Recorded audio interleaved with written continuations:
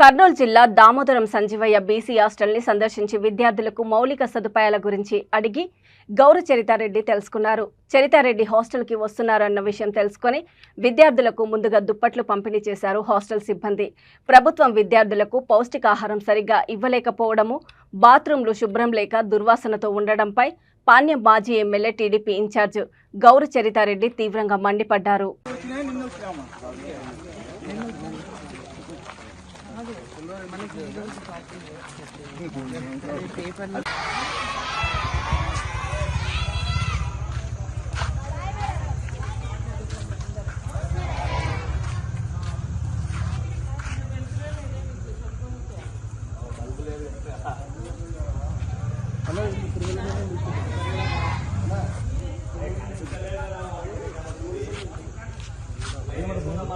Tirumal